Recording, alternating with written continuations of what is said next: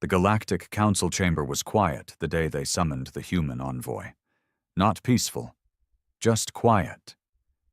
The kind of silence that weighed on your chest, that made you double-check your own heartbeat. Over 50 species filled the vast hall, each from an empire that had once crushed lesser civilizations with ease. They were used to fear, obedience, and surrender. But today, none of them looked smug. Not after what happened on Valor 9. The humans had finally answered back. Commander Reich stood alone in the center, dressed in that sharp, minimalist Earth military uniform. No gold, no medals, just matte black armor that didn't shine under the chamber's artificial light. He wasn't tall by Drav standards. He didn't have horns or gills or glowing skin, but every single eye in that room was on him. They were afraid. And he knew it. The Arxadian High Chancellor finally spoke, voice as dry and cold as the sands of his homeworld. You committed an unsanctioned military act against a sovereign system. Valor 9 was neutral space. Reich didn't blink. Neutral until the Tsar took it, until they started using civilians as living mines, until they buried children in energy fields and made humans dig them out with their bare hands. Casualties, the Chancellor said. The cost of conflict. We don't do cost of conflict, Reich said flatly. We do resolution. He wasn't a politician. He didn't dress up war with pretty language. He was born in the outer colonies, on a mining planet the Council never gave a damn about until it found a rich core of helium-7 under its crust. He'd watched his father lose both legs when a Council drone mistook him for an insurgent. His mother died waiting for a med drone that never came. So no, Reich didn't play games. Valor 9 was where everything changed. It started with the footage. A hacked feed from an orbital Tsar cruiser showed a human unit, battered and outnumbered, walking through a storm of plasma fire. They didn't run. They didn't retreat. One by one, they fell. But every death brought a dozen more Tsar with it. The final man, a grunt named Holloway, was filmed standing on a pile of alien corpses, bleeding from the gut, shouting Earth's anthem into a broken comm before he set off a core detonation that took out 4 enemy destroyers in orbit.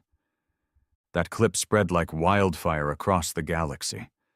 Not because of the explosion, but because of that face. Bloody, broken, and still smiling. Then came Earth's answer. The Council thought humans would appeal for peace, ask for aid, beg for Valor 9 back. Instead, Earth went dark. No transmissions, no diplomacy, no warnings. Then, 1 week later, they deployed what came to be known as the Dread Armada. It wasn't the size that shocked the Council, though it was massive. It was the design. Sleek, black steel. No banners, no signals, no identification marks. No one had ever seen these ships before. Not even the Terran allies in the Orion sectors. They didn't match Earth's public military specs. This wasn't just war. This was premeditated, silent rage. The first strike wasn't on a battlefield. It was on the Tsar homeworld. They didn't glass it. They dissected it. In 17 minutes, every satellite, every comm relay, every defense array vanished from Tsar space. Their military fleet was rendered inert with electromagnetic pulses so precise that not a single civilian structure was touched. Then, over a continuous 12-hour period, every major Tsar general was executed, some in orbit, some in their homes, all with a single bullet to the head. No Earth troops were seen, no official messages were sent. And then, the humans released a transmission to the rest of the galaxy. We never wanted war, but we won't die quiet. You wanted to see our power? This is just the edge of it. It wasn't a threat, it was a promise. Empires that had fought for centuries paused their campaigns. Border skirmishes dried up overnight. even the notoriously violent Tressarians ordered their fleet to stand down until further notice. Back in the council chamber, the High Chancellor shifted uneasily. "Your methods are excessive." Reich gave him a stare cold enough to crack metal. That was restraint. And for the first time in centuries, 50 empires understood one thing very clearly. You don't push Earth unless you're ready to bury planets. Outside the council chamber, the stars burned quiet. But beneath that stillness, war drums were echoing across systems, rumbling in secret bunkers, reverberating in empty war halls, muttering through encrypted comms. Every empire had the same question now. How the hell did humans hide that kind of firepower? The answer wasn't in some miracle weapon. It was in the way Earth had been ignored. For too long. On Earth, they called it the Hollow Doctrine, named after Private Holloway, the man who blew himself and 4 enemy ships into cosmic dust. But the doctrine had been written decades before him, in shadow, in Cold War rooms buried miles underground, in simulations run by AI systems labeled too dangerous to remain sentient. Humanity hadn't built this military to conquer. They built it because they knew they'd be conquered someday. And they were right. The first contact with the Galactic Council hadn't been a peaceful handshake. It was a demand. Earth had resources, strategic locations, and a population dumb enough to worship the idea of peace. The Council offered integration.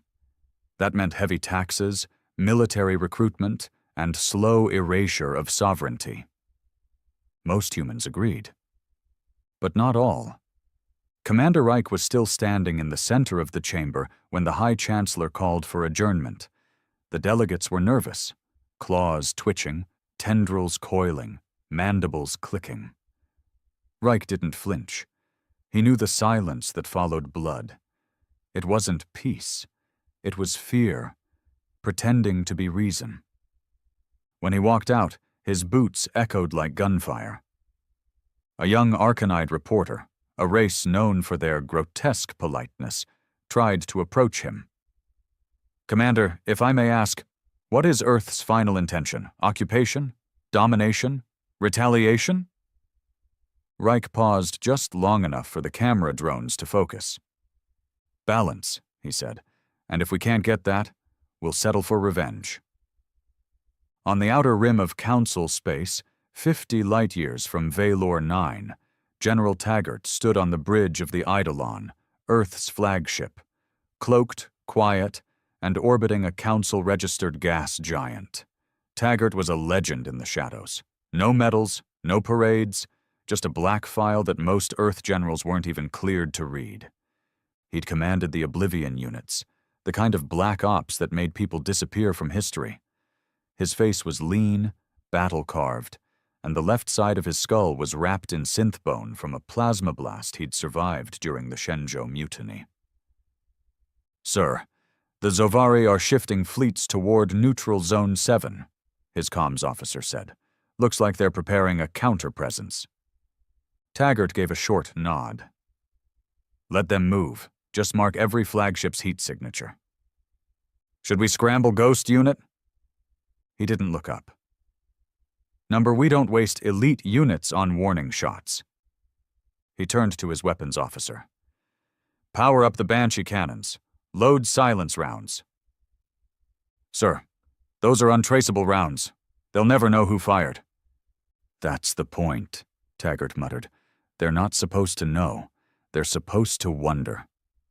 Meanwhile, on Earth, the mood had shifted from fear to fury. News feeds that once played alien entertainment now looped Holloway's final broadcast. Recruit numbers tripled overnight. Young men, miners, mechanics, farmers, lined up for selection trials. Earth didn't need soldiers born for war. They needed men willing to burn everything to make sure it never happened again. Underground, the old vaults were opened. Projects sealed away because they were too aggressive, too lethal, or too human. Things like the Rage Protocol, neurological enhancements that linked adrenaline spikes to near-instant tactical prediction, designed to make a man see 10 kills ahead. Or the Echo clones, copies of fallen soldiers built from DNA and trauma-mapped memories, unstable but unstoppable for 72 hours before they self-destructed. Some of the men chosen for deployment hadn't been born in hospitals. They were vat-grown in silence, raised on war simulations, never knew a mother, never had a laugh. Now they had orders. One of them, Operator Ward, had never spoken outside mission code. His birth ID was erased, his kill count, unconfirmed but rumored to be in the thousands. He was deployed to Drex 4, a council-controlled outpost notorious for processing captured humans, meaning torture until compliance. Ward didn't enter through the gates. He dropped from orbit, solo. By the time Council surveillance drones reacted, the entire outpost had gone dark. What little footage survived showed figures writhing in the dark, trying to escape their own shadows before their throats were slit in silence. No explosions, no grand speeches, just surgical erasure. Back in Council headquarters, panic set in. Empires that once scoffed at Earth were now holding emergency defense meetings. Half of them didn't even believe humans had this capacity. The other half were wondering if they'd be next. A few tried diplomacy. Earth didn't respond. They weren't trying to be understood anymore. They were delivering a message. For centuries, the galaxy saw Earth as sentimental, weak, a planet of soft flesh and emotional minds. They forgot what happens when emotional minds decide they're done losing. Reich met with General Taggart on board the Eidolon 2 days after the council session. "You want to talk escalation?" Taggart asked, not looking up from his holomap. "You think we're moving too fast?" "No," Reich said, lighting a cigarette. "I think we're being too kind." Taggart cracked a smile. "You've changed?" "Watching your people get burned alive by a species that sees them as insects tends to do that." "What do you want?" Reich exhaled smoke slowly. "Authorization to launch Ashfall." Taggart's eyes narrowed. It was a cultural virus, a digital payload that could corrupt an entire civilization's archives, rewriting history, erasing memories, turning proud empires into paranoid wrecks with no past and no unity. It was psychological genocide. "You sure?" "They want to unmake us," Reich said. "Let them see what it feels like to lose everything that made them a people." 3 days later, the Akari Empire woke up to find their entire planetary database replaced by Earth propaganda. Historical timelines were rewritten, great Akari leaders replaced with images of Holloway and Reich, ancient wars repainted with human victories, their religious texts digitally infected with Earth's anthem, now looped under sacred verses. They rioted, they questioned everything, and Earth watched from orbit saying nothing. No boots on the ground, no bullets, just collapse. Across the stars, the word human changed. It stopped meaning weak or emotional. It became synonymous with wrath. Not rage, not madness. Cold, tactical wrath. The kind of fury that doesn't scream, it plots. That doesn't lash out, it learns your soft spots and bleeds you with a needle. The kind of wrath that hides under kindness for centuries, then explodes. In the old days, the Galactic Council would have assembled a coalition. Now, they were too busy reinforcing their borders and whispering in fear. Because humans weren't asking for respect anymore. They were taking it. A Tressarian warlord named Kor finally broke silence. A seasoned killer with a fleet of 40 dreadnoughts and a body count longer than his lifespan. He went live on open galactic frequency. "Earth," he growled, "you're nothing but smoke and threats. Come face me. I'll burn your planet." He expected a reply in days. He got one in 2 minutes. A simple transmission from Earth Command. Your coordinates are confirmed. Do not blink. 6 minutes later, Project Phantasm was activated. A single ship, cloaked with gravitational interference tech, slipped into the warlord's fleet. Not a missile was fired. Instead, every dreadnought lost oxygen simultaneously. Flesh froze. Lights dimmed. Power vanished. The Tressarian fleet floated silently. 40 dead machines in perfect orbit. The warlord's body was found hanging upside down from his own bridge, throat slit, eyes burned out. Pinned to his chest was a patch from Holloway's unit. Back on Earth, the night skies no longer hosted fireworks. They hosted silent drills, low-orbit launch tests, kinetic railguns tested over oceans.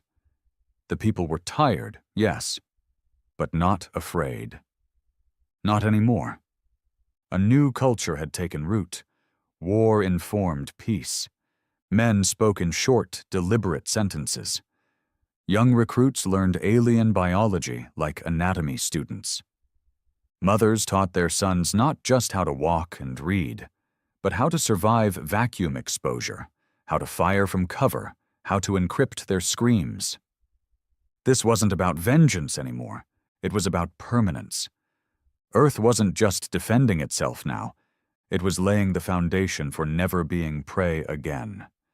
And far beyond known space, in the darkest sectors of the void, ancient beings that had watched the rise and fall of empires turned their eyes toward Earth. For the first time in ages, something new had entered the galactic game. Not just another species. Not another empire. A message in human blood. We remember everything, and we forgive nothing. General Taggart stood in the command vault beneath Mount Artemis, surrounded by steel, shadow, and silence. The walls weren't polished like in council ships. They were scarred, black scorch marks from old drills, cracks from pressure tests that nearly shattered the underground facility. This was a place born from necessity, not pride. A relic from the early days of the silent doctrine. The table in front of him projected 23 planetary maps. Not one of them belonged to Earth. Humanity wasn't fighting for its land anymore. It was now fighting for dominance of the void. He zoomed in on a cluster of red markers near the Eridan Fold. The Malkath Coalition, a loosely bound set of reptilian merchant states, had begun amassing ships near Terran-friendly trade zones. Typical Council playbook. They'd stay neutral while nudging others to bleed for them. Then they'd crawl in to claim the scraps when the smoke cleared. Taggart knew the type. Cowards with coin. He tapped a single marker. Flag their comm relay. I want ghost units watching their encryption protocols. Already inside, his comms tech replied. They've been copying Earth signals, trying to reverse engineer Dreadfleet frequency hopping. Let them think they're winning, Taggart said, and when they broadcast their false signal, I want their flagship broadcasting coordinates of every Malkath trade station, open band. You want to bait the pirates? I want to invite them. Meanwhile, Commander Reich returned to Earth for the first time in 7 years. He didn't land at a port. He touched down in Sector 12, one of the outer colonies that had lost nearly 60% of its population during the early Council raids. What was left wasn't beautiful. Cracked pavement, scorch marks, wind whistling through half-burned buildings, and silence that screamed louder than any explosion. A small boy stood at the edge of the runway as Reich stepped out. He had dirt on his face and a rusted toy rifle in his hand, held like he knew how to use it. You're him, the boy said. The man who burned Valor. Reich didn't respond. They said you're the one who made them run. They didn't run, Reich muttered. They just backed up to reload. The boy squinted. Will they come back? Reich knelt. Only once. Why? Because next time, Reich said, we won't leave anyone breathing long enough to run again. Across the galaxy, humans were becoming a ghost story. A Varnathi freighter reported spotting a Terran specter on the outer rim, what appeared to be a single black ship floating silently in a debris field, untouched by radiation storms, unscanned by sensors. When they approached, their systems went offline. Every crew member blacked out. When they woke, their jump drives were removed. No violence, no ransom, just neutralization. Word spread like wildfire. Don't enter Terran space uninvited. You might leave with your lungs, but not your engines. And then came the Slipknot incident. The Zovari Empire, still bitter over the loss of a border colony, deployed a test fleet of 20 stealth cruisers toward Luna, the Earth's moon. Their plan wasn't invasion. It was humiliation. A demonstration. They intended to cut the moon's dark side with thermal drills, carve their insignia into it using orbital lasers. A quiet message to Earth's skies. They never made it past the asteroid belt. One by one, their ships disappeared. No explosions. No transmissions. Just vanishing. 3 days later, a package was delivered to the Zovari War Council via encrypted warp tether. Inside, 20 helmets, still dripping. The council demanded answers again. They called for a ceasefire. They offered talks. Earth declined. Diplomacy was what Earth tried when it was weak. Now, they didn't need permission. For centuries, the galactic empires believed power was measured in fleets, in trade routes, in the number of systems flying your banner. Humans had changed the equation. Power, now, was the ability to make a room full of empires go silent the moment a Terran officer walked in. On the edge of neutral space, Operator Ward stood inside a burning cathedral on Drellis 4, watching pillars collapse in slow motion as Council loyalists screamed under rubble. This had been a cultural archive, one of the last strongholds of Council-approved education. It had rewritten human history, sanitized the occupation, and taught generations that Earth's pain was necessary integration. Ward planted a hollow record in the ash. A boy, burned face, screaming, then silence, a reminder. You erased our past, the recording said, so we're erasing yours. Meanwhile, back on Earth, the Defense Secretariat convened for a covert session. The Hollow Doctrine had entered Phase 3. Not survival. Not warning. Decimation. General Taggart addressed the room. Stone-faced, unshaven, voice sharp. They still think we're reacting, he said. They still think this is backlash, retaliation, emotion. He pulled up a star map. 200 systems highlighted in crimson. We're not reacting, he said. We're restructuring the galaxy, permanently. From this moment forward, if a non-human vessel crosses these zones, they disappear. No warning, no burial, no exceptions. A young analyst asked, "What about diplomacy?" Taggart stared at him like he was made of paper. Diplomacy died at Valor. In a forgotten sector near the Broken Rim, the Raveran Swarm, an insectoid species that never joined the Council, activated their hibernation ships, sensing shifts in gravity wells and FTL waves. They didn't speak in words. They communicated in heat and vibration. But even they recognized the new pattern. Predator ascendant.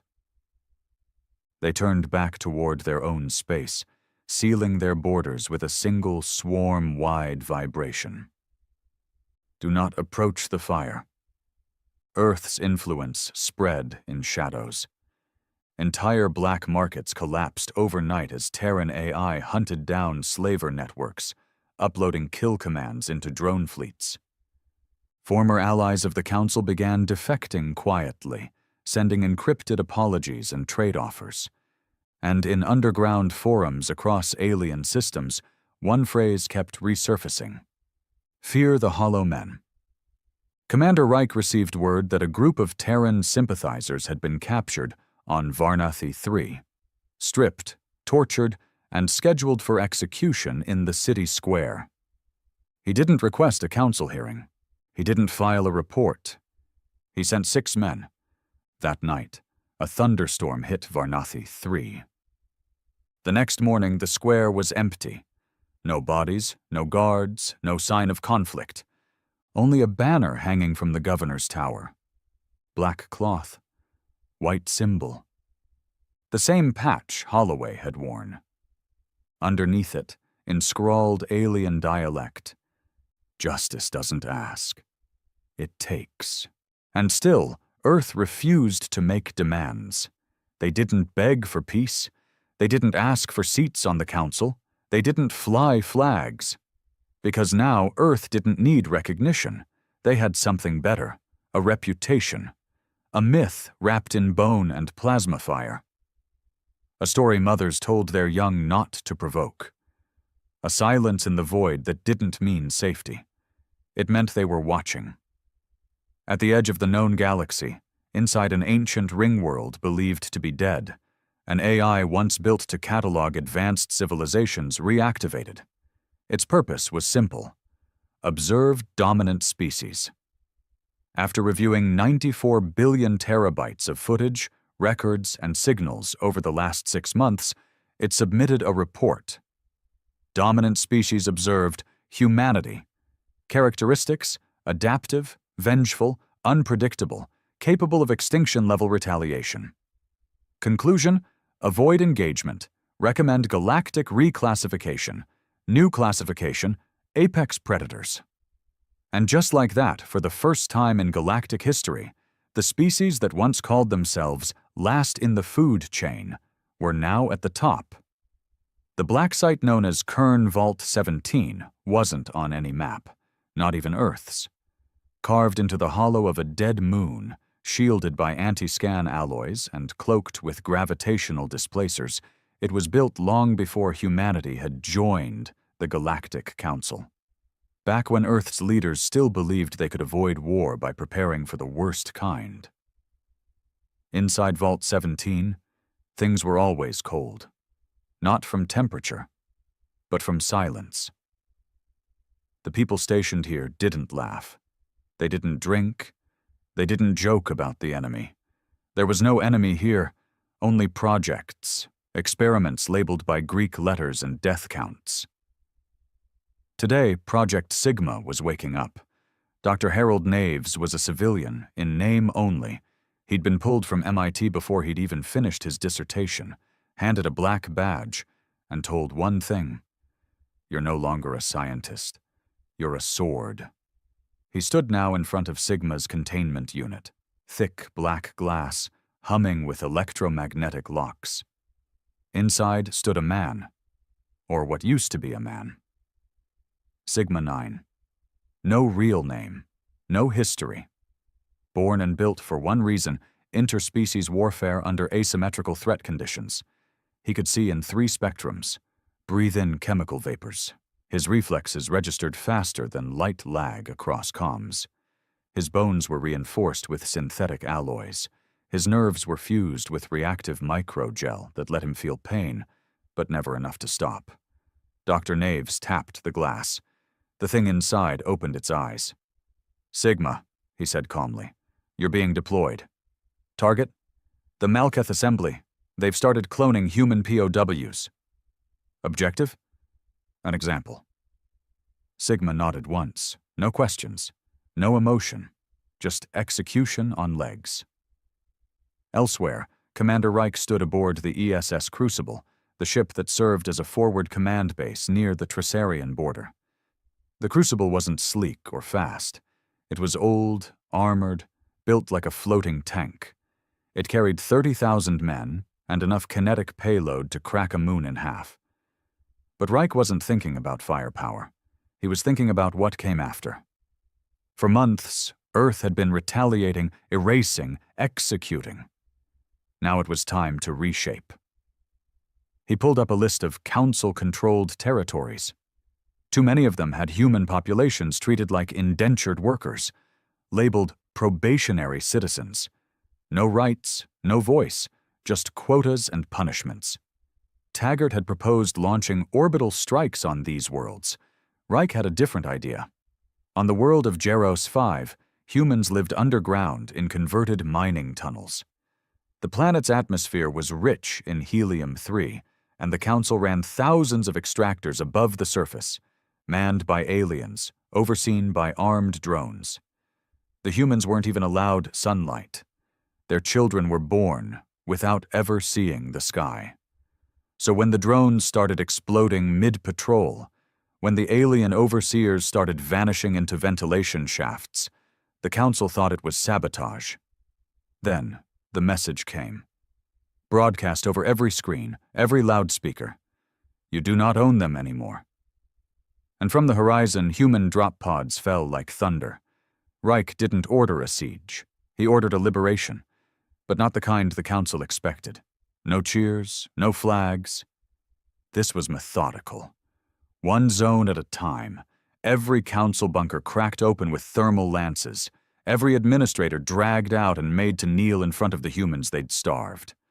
The execution squads wore no insignia, no names, only black visors and a white patch across their chest. Hollow. Some begged. Some offered deals. None were spared. The message was simple. You enslaved humans for centuries. We only need hours to make you extinct. Back on Earth, political factions began to emerge. Some wanted to pull back, consolidate.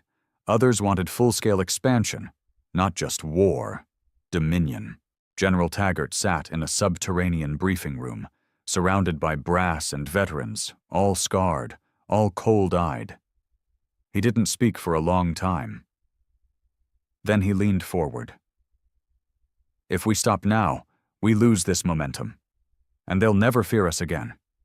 The only reason Earth is safe is because they think we're monsters. He paused. We stop being monsters, we start digging graves again. A younger officer asked, So what's the plan? Taggart looked at the star map, then smiled. We give them hell, one solar system at a time. Sigma 9 was deployed on Raxor Theta, where the Malkath were hiding their illegal cloning facility deep in a canyon fortress. He didn't drop with a fleet. He arrived inside a coffin-shaped drone, no larger than a torpedo, launched from deep space. He landed silently in a maintenance vent. The slaughter began at 2:14 a.m. local time. By 3 a.m., the air filtration system was spewing blood mist. By 3:10, the facility's lights flickered with every body that hit the floor. Sigma didn't use plasma. He didn't talk. He just moved, faster than their eyes could register, shutting down hearts, snapping spines, using scalpels when bullets were too noisy. When he reached the main chamber, where dozens of cloned human children floated in cryotanks, he did not weep. He activated the torch. None of them would live as slaves, and when he left one Malkath alive. Only one, burned, bleeding, and hanging from a steel hook, so he could tell them what walked in the shadows now. Reich received the mission report in encrypted format. He didn't forward it, didn't discuss it with high command. He simply closed the file, exhaled, and whispered, Good. But not everyone in the galaxy was hiding. The Dravari Dominion, long considered the most militarized species outside the Council, sent a message directly to Earth. Not a warning, not a threat, an offer. Joint operations, resource sharing, military technology exchange. They had watched Earth raise its enemies, and instead of opposing them, they wanted to join. Taggart reviewed the terms, then burned the message. He didn't need allies. He needed the galaxy to understand its place. And then came the first real pushback. The Council, tired of watching its members fall, gathered its remaining war fleets, 8 empires, 370 ships, 9 dreadnoughts, thousands of elite shock troops, all headed for one target, Mars. The red planet had been Earth's military forge for decades, producing weapon-grade alloys, drone factories, and human-born starfighter pilots. They believed if they hit Mars, they could cripple Earth's war machine. They didn't understand Mars wasn't the factory. It was the bait. As the fleet entered Mars' orbit, Earth's systems went dark again. Same as before. No transmissions, no warning. The Council fleet initiated landing protocol. That's when the Martian surface opened up. Not a volcano. A weapon. Project Leviathan, a rail cannon embedded in the crust, capable of firing tungsten rods at near relativistic speeds. They never saw it coming. Each rod struck with such force, it didn't just penetrate shields, it tore holes in time-delayed matter. Ships ripped in half like paper. The dreadnoughts tried to escape. Only one made it out of range. And as it limped away, Earth's final transmission hit. Do not confuse restraint with weakness. That was our second strike. You do not survive the third. For the first time in millennia, the Galactic Council disbanded Emergency Command. There were no volunteers left. No empires willing to risk their core systems. Even the scavengers stopped looting the dead zones. Because they knew. Humans weren't fighting to survive anymore. They were fighting to rewrite the chain of command in the galaxy. And this time, they weren't asking anyone's permission. Space had been quiet for weeks. Not peaceful, just quiet. That haunted, post-carnage kind of silence that comes when no one knows who's still alive, and nobody wants to find out. Humanity had gone dark again. No transmissions, no diplomatic replies, no visible fleet movements. The Council empires assumed Earth was licking its wounds after the failed Martian invasion attempt. They were wrong. Earth wasn't retreating. It was baiting. Somewhere in the ruins of the 4th Orion Drift, a single Terran stealth vessel floated through the remnants of what had once been a Varnathi mining colony. It looked derelict, lights out, hull scratched, leaking radiation. It was neither dead nor alone. Inside, Operator Grant sat motionless in the cockpit. Hardened combat veteran. Ex-Marine. One eye lost in the Valor siege, replaced with a neural lens that twitched every time he blinked. The kind of man who never needed a second chance, because he never made a first mistake. He was here to do what Earth did best now. Make an example. The Varnathi hadn't just supported the Council. They'd offered Earth's location to pirate raiding parties. 5 Earth cargo convoys, civilian, had gone missing in the last month. Bodies floated in vacuum, burned, peeled open, vented for entertainment. The Varnathi called it discipline. Earth called it provocation. Operator Grant's mission was simple. Reach Station Dalarex, the Varnathi pirate coordination hub, and erase every living thing inside. But this time, it wasn't about fear. It was about reputation. He docked without resistance. Dalarex wasn't a military installation. It was more like a floating city, built on greed and overconfidence. Hundreds of docking bays, thousands of inhabitants, alien scum packed into tight corridors, trading slaves, weapons, even black market clones of Terran soldiers. He walked through the entrance bay like a ghost. No armor, just black fatigues and gloves soaked in grip gel. His firearm. Custom manufactured. A Terran Phase M6. Silent, multi-load, overcharged. Carried only by licensed executioners.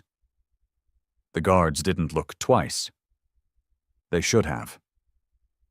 The first bullet didn't go into a guard's head. It went into a merchant, the one selling a young Terran girl in chains, auctioning her like a prize pet. Grant didn't shoot the customer. He sawed him in half with a thermal blade. 10 seconds later, the corridor went red with alarms. Too late. The killing had already started. There was no music to it, no glamour, just wet sounds, steel on bone, plasma sizzling through flesh. Operator Grant didn't run. He walked, room to room, cold and precise. He didn't shoot twice. He never shouted. He didn't want fear. He wanted the Varnathi to die in confusion, not understanding how one human walked into their fortress and dismantled it floor by floor. A riot broke out on the central promenade as mercs scrambled for their weapons. Grant walked into the crowd and threw a concussion grenade at his own feet, then started shooting through the smoke. 18 minutes later, Dalarex's command hub was in flames. 237 bodies lay strewn across walkways, vents, bulkheads, docking bays. The final transmission from the station wasn't a warning. It was a question. "Who are you?" Operator Grant said nothing. He carved the word hollow into the command desk and walked out. Back on Earth, the mission report was delivered directly to General Taggart. He read it in silence. No emotion, no pause. Then handed it to the next junior officer without comment. "What do we do next, sir?" the young man asked. Taggart took a long drag from his cigarette. "Next," he said, "we bury the heart of the council." The heart wasn't a city. It wasn't a planet. It was a machine. Hidden inside a ringed gas giant, protected by graviton fields and a cloaked moon system, was the Central Authority Core, the AI system that stored every council archive, every ruling, every protocol and law the empires had signed over the past 5 centuries. Taggart didn't want to destroy it. He wanted to rewrite it. The team for the mission was pulled from the darkest corners of Earth's black files. Codename: Black Vault. 5 operators, no ranks, no serial numbers. Not even Earth Command knew their full faces. They didn't fly in. They were injected, slingshotted from a dead comet to slip past gravity fields using nothing but radiation drift and silent suits. They landed on the ring's dark side and burrowed in. Inside, the core was defended by sentient mechs, council-engineered enforcers with self-repair protocols and combat reflexes sharper than light. Didn't matter. The Black Vault team didn't fire loud. They used shock-skin rounds, bullets that pulsed energy inside the target's internal systems before shattering into invisible shrapnel. The mechs didn't explode. They collapsed in mid-step. No alarms, just death.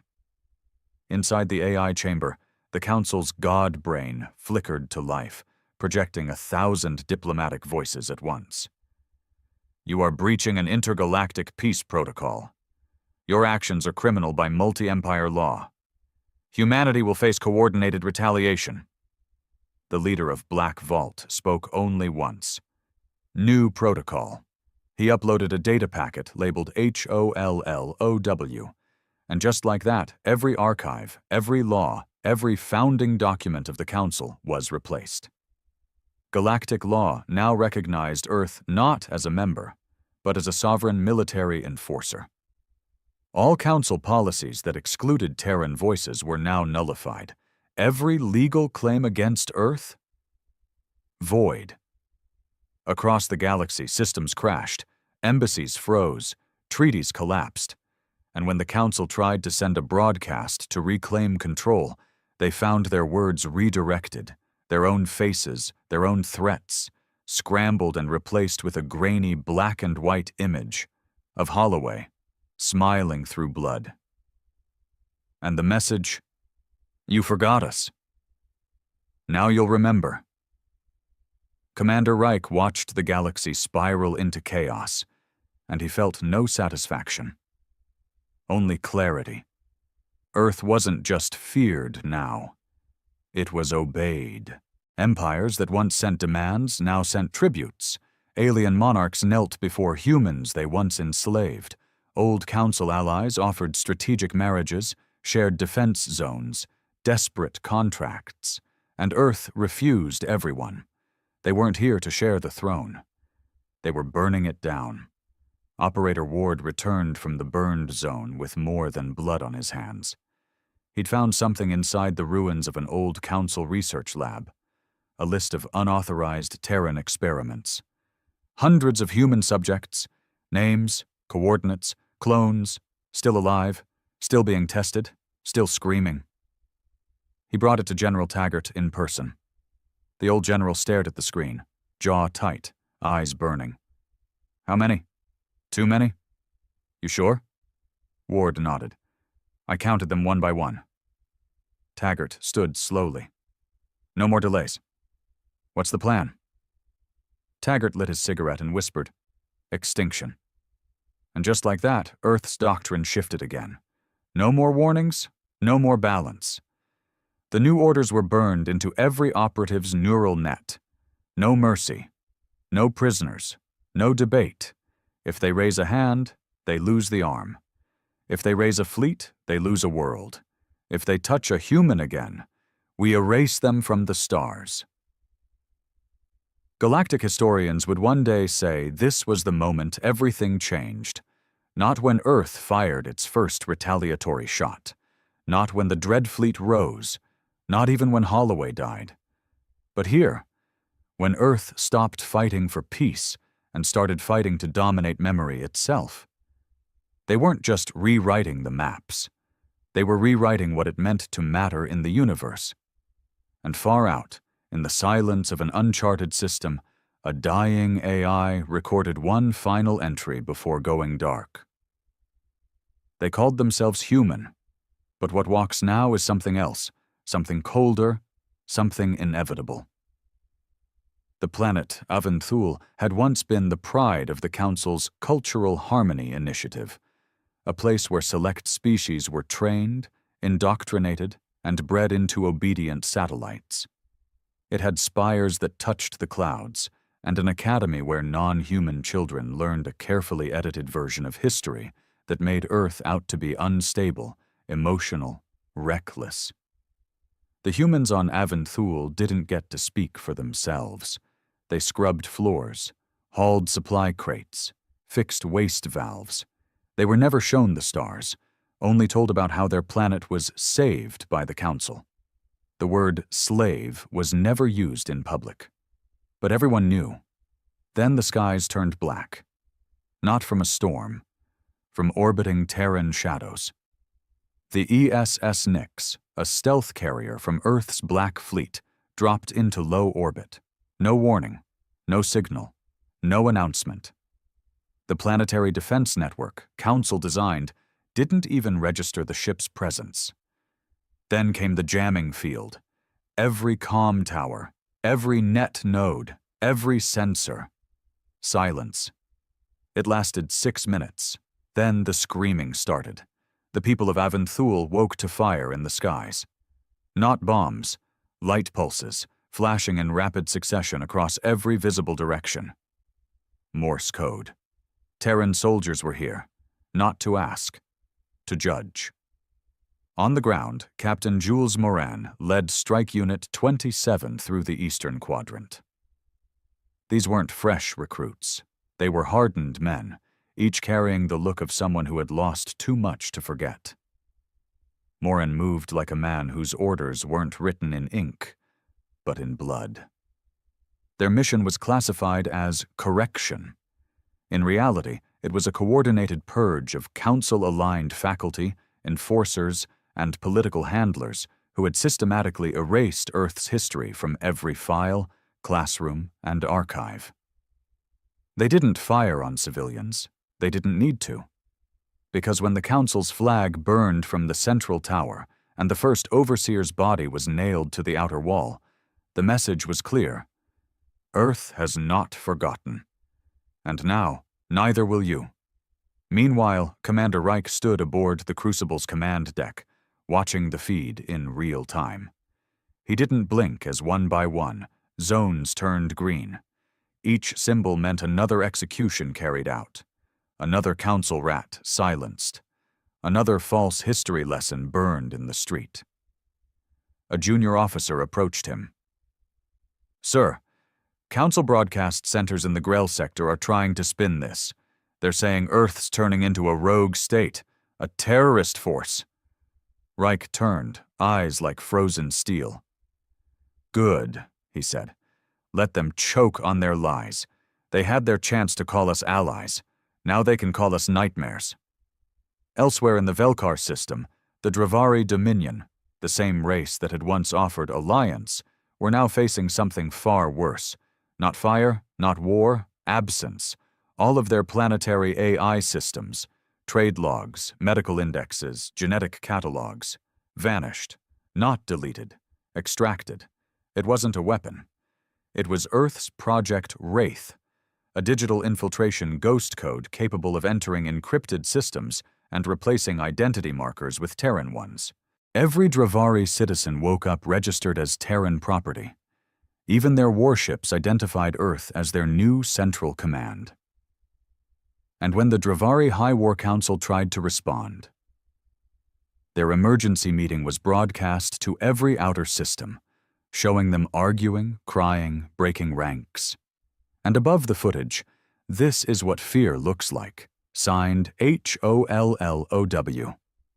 The message wasn't military, it was psychological domination, and it was working.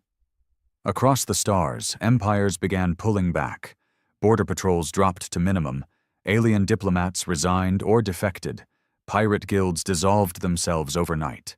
Worlds that had long mocked Earth now flew neutral banners, hoping it would keep them from being noticed. But it didn't matter. Earth wasn't just looking for revenge anymore. It was looking for compliance.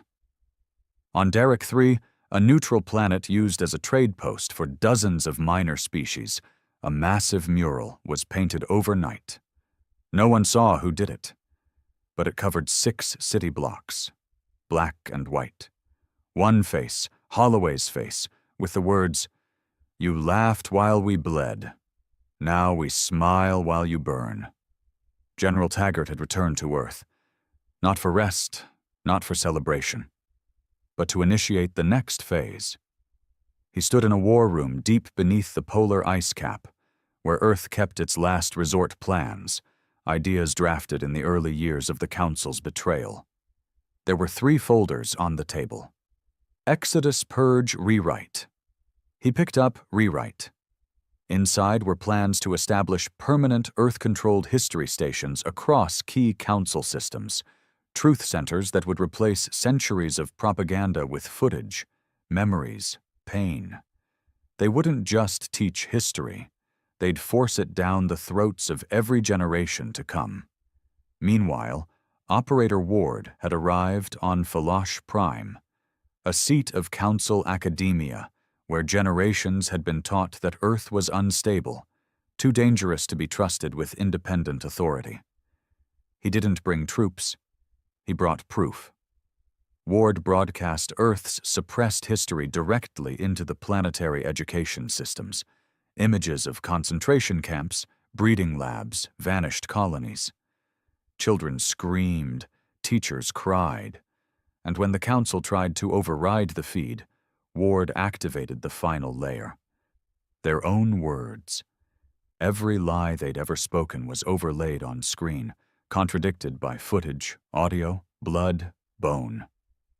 Then Ward's voice, calm and cold. "This is what your heroes look like. We're here to remove their statues." Back in orbit, Reich authorized a full blackout of Falosh's power grid. He didn't want them dead. He wanted them to sit in the dark and listen to the sound of their false world shattering. And in the outer reaches, something strange began to happen. New civilizations, ones Earth had never met, started sending recordings. No weapons, no threats, just messages. They were confessions. Alien leaders admitting their part in past Council atrocities, offering reparations, swearing neutrality, offering technology, slaves, even their own lives if Earth would simply pass them by. Humanity had become more than a superpower. It had become a catalyst for fear-shaped diplomacy. And not because of politics, because Earth had proved one terrifying thing. They do not stop.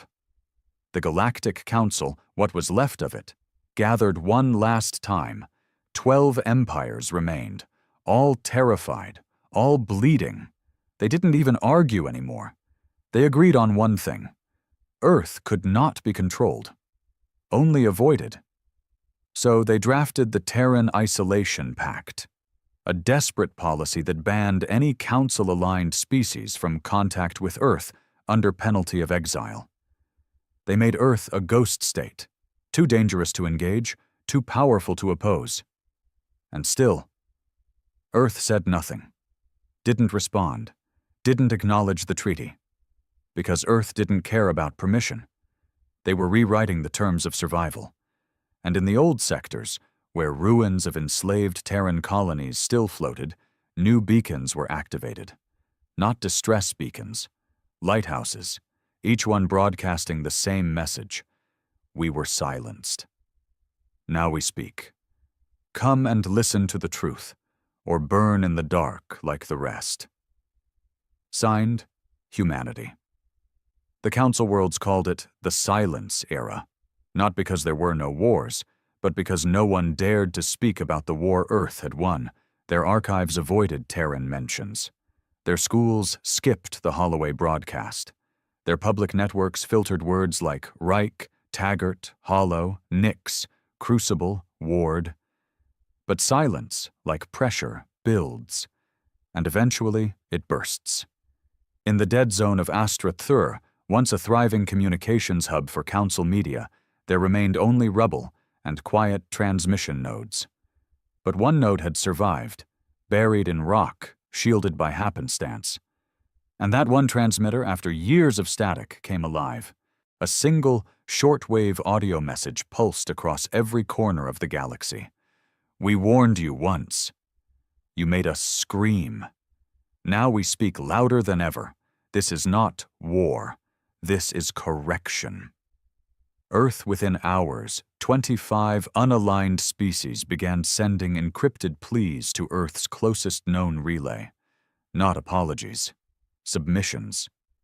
Commander Reich watched the reports from the ESS Crucible's cold observation deck. Eyes shadowed, arms folded. The galaxy was buckling. Not from orbital strikes or scorched cities, but from the weight of truth humanity had forced it to face. Earth had stopped trying to be understood. They had made it clear, understand us or fall beneath us. The next step was continuity. Reich called in a secure session with General Taggart. We've broken them, Reich said plainly. Taggart stared through a thick haze of smoke from the cigarette clenched between his teeth. Not enough. Reich tilted his head slightly. You want a clean sweep? Taggart shook his head. We already did that. He leaned forward. I want something worse. I want them to depend on us. Project Dominion had existed only as a theory before the war. A strategic doctrine built not on conquest but on dependence. Control not through violence, but vitality. Supply chains, infrastructure, power grids. Earth didn't just want to destroy the empires, it wanted to replace their gods. The plan began in subtle waves. Earth's encrypted satellites reactivated near Velari Tau, a neutral world crippled by the post-council blackout. They offered power relays, unhackable, radiation-shielded, self-repairing. Velari Tau accepted. Within 3 days, all their critical systems ran through Terran nodes. Their first message back was simple. We see now. You are not the enemy. You are the storm. Then came the medical stations. Earth deployed AI-driven trauma ships to war-torn planets, offering healing tech centuries beyond anything the Council had ever approved for Terran use. Wounded soldiers, once dying in backwater trenches, now stood again. Amputees returned to battle with mechanical limbs that pulsed with nerve-linked adrenaline, but each recipient had a condition embedded in their implants. Obedience, one wrong broadcast, one anti-Earth signal, one whisper of rebellion. And the implants shut down permanently. On the galaxy's edge, Operator Ward led a covert strike on Council Archive Theta, one of the last hidden repositories of anti-Terran propaganda. It was guarded by a species known for stealth, the Drenkai, blind but capable of echolocation and memory-scent imprinting. Ward didn't bring explosives. He brought a sound weapon, a Terran sonic pulse tuned specifically to the Drenkai's nervous system. Not lethal, not loud, just crippling. As the guards screamed and clawed at their ears, Ward walked through them like smoke, planting holodrives in every data chamber. He didn't erase their lies. He buried them beneath Earth's truth. And when the system rebooted, the Drenkai found their entire species archive overwritten with one phrase: "There is no future without remembering who bled for it." Earth. The Council couldn't retaliate. It no longer existed.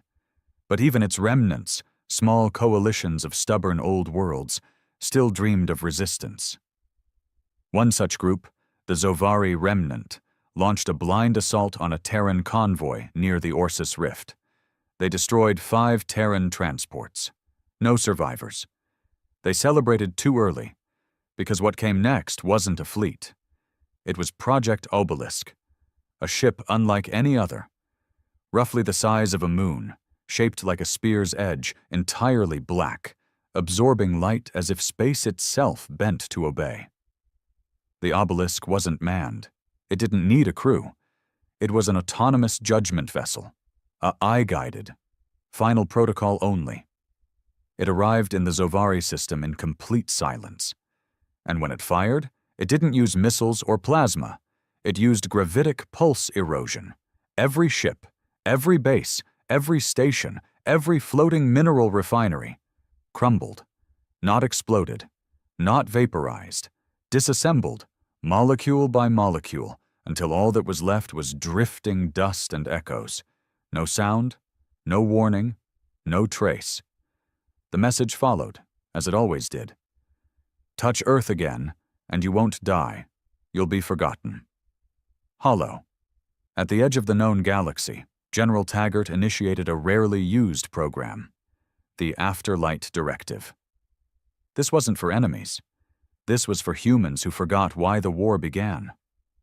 On a Terran colony known as Ash Point, a radical pro-alien peace cult had formed, advocating disarmament, reintegration with surviving council elements, and forgiveness. Their leader, an ex-intelligence officer named Darren Kresh, claimed Earth's wrath had gone too far. He held peaceful demonstrations, broadcast speeches, condemned the hollow campaigns. And then, one night, Ash Point's sky cracked open.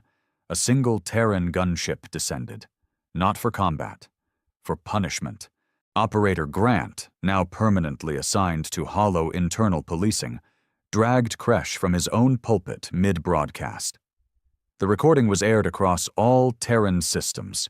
Kresh, bound, bleeding, whispering, "We were supposed to be better than them." And Grant's voice, clear and ice-cold, "We were. That's why they lost. You speak like a man who never saw what they did to us. So now you'll remember." The camera panned down to a metal branding iron, glowing red, the Earth emblem. It pressed against Kresh's chest. He didn't scream. He just stopped talking. Commander Reich met Grant after the operation. He didn't criticize him. He didn't commend him. He simply said, "Keep the iron ready." And Grant nodded once, silent.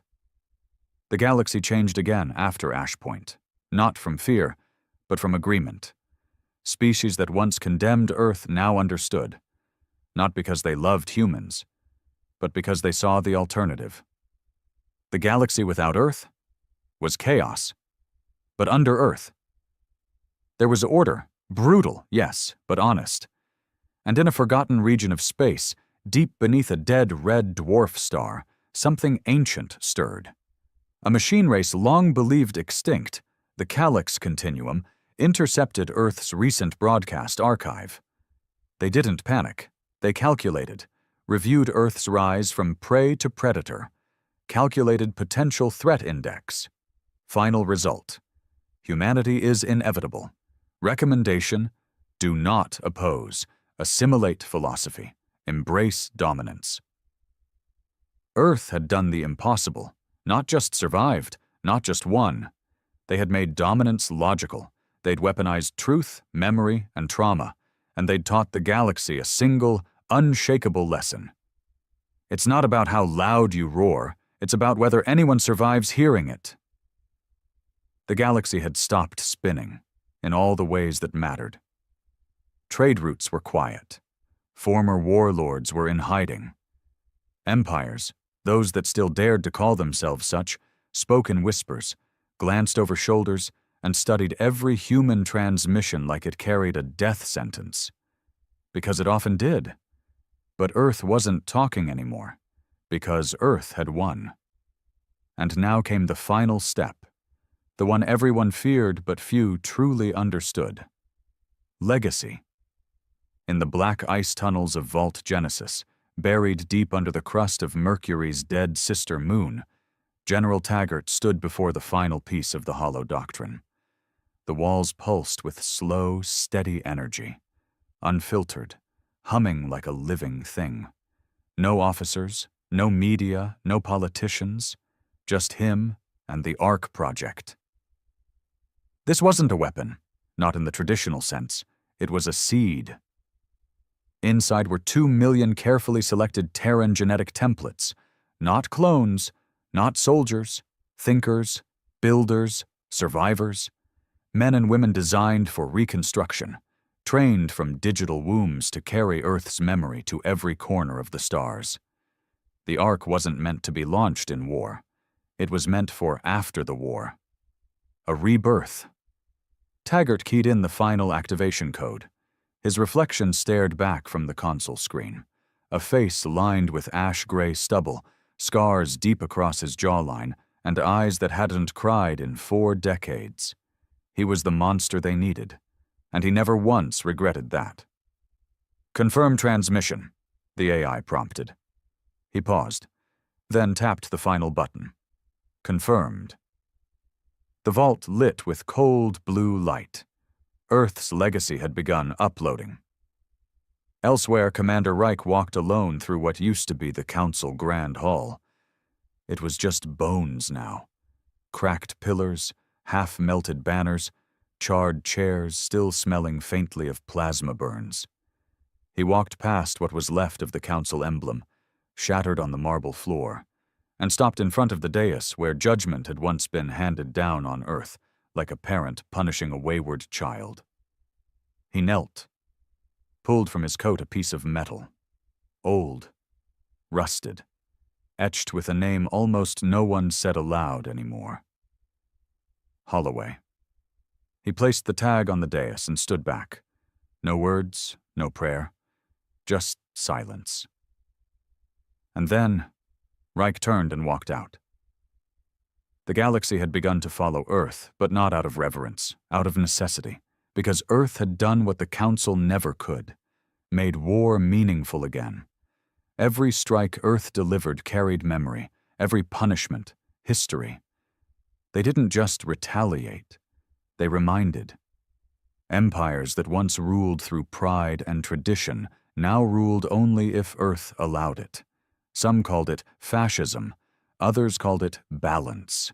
Earth didn't care what they called it. The galaxy had been given every chance to show mercy, to act with reason, to leave the humans alone.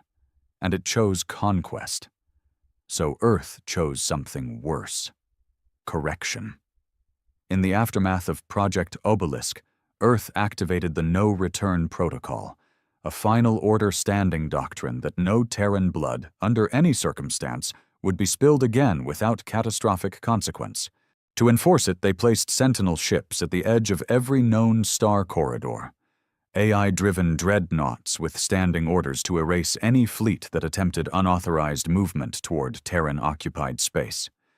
There were no negotiations, no appeals, no debates. The moment a ship crossed the border, it became debris.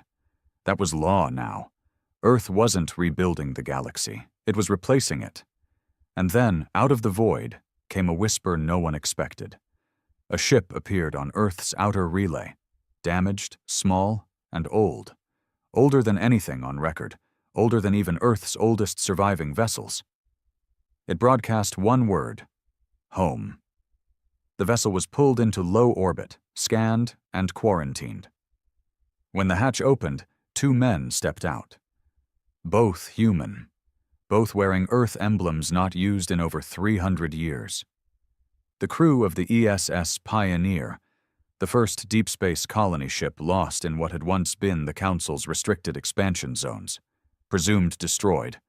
They had survived, hidden, hunted, changed. And now they had returned.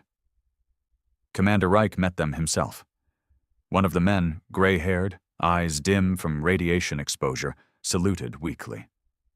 "I never thought we'd see Earth again." Reich didn't salute back. He stepped forward and took the man's shoulder in his hand. "You didn't come back to the Earth you left." The old man nodded. "We heard the rumors." He looked down at Earth's massive defense fleet orbiting below. "You won, didn't you?" Reich looked through the viewport. Quiet, then said, "We didn't win. We survived better than they did." A memorial was built. Not for the dead, but for the forgotten. All those Terran colonies erased by the Council, all the soldiers marked as missing, when really they were buried in orbit, nameless and alone. The structure floated above Earth's moon, encased in crystal armor, visible from every hemisphere. It didn't carry names, just a phrase: "They erased us. We became fire." General Taggart retired 2 months later. No parade, no statue, just silence. He walked into a deep-range vessel and took one last look at the Earth he'd fought for. Then he left. Destination: undisclosed. Some said he went to the burned zones. Some said he planned to die alone. Others said he never existed at all, that Taggart was a myth. But the hollow patch appeared again, weeks later, on a derelict alien station in the Varnathi grave belt, splattered with new blood. So maybe the old man just wasn't finished yet. The Council never reformed. Not because it couldn't, but because no one would dare suggest leading a galaxy that belonged to Earth. Instead, systems began adopting Terran principles, sometimes forcefully, sometimes voluntarily. Terran Standard Time, Terran judicial models, Terran language, Terran currency. One race, the Helith, rewrote their constitution to place humanity at the top of their pantheon, not because they were conquered, but because they believed. The final act of the Terran military doctrine wasn't an invasion. It was a transmission. One simple message, broadcast to every corner of the galaxy. It played once every cycle, in every known language. No introduction, no threat. Just one calm, unwavering male voice. "We are not gods. We are not devils. We are not conquerors. We are memory. We are what happens when you bury the wrong species. We remember. We avenge. We build. This is Earth. And this time, we are not going away." And across the stars, no one moved. No one replied. They just watched the Earth emblem rotate slowly on their screens. Black and white, a circle with a flame inside. The flame never went out, and the galaxy never tried again. Because now they understood what Earth had always been: the end of silence, the end of mercy, the beginning of consequence.